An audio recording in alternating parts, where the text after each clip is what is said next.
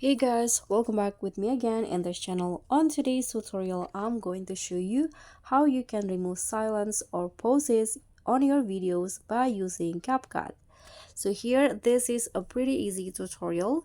You can just add your videos and go to captions here, and here you need to enable this identify filler words options before generating the caption, so CapCut will analyzing or identifying the poses.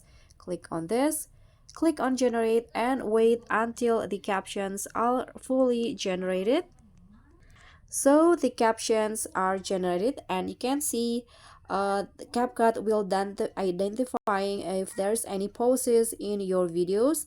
And after that, if there's a poses, you can just click on delete poses. But since there is not on my video, there's only like repetitions or tone, you can just click on delete. After that, sorry, okay, and after that you are done. So that's all from me. Thank you so much for watching. Don't forget to like, comment, and subscribe. Also click on the thanks. Bye.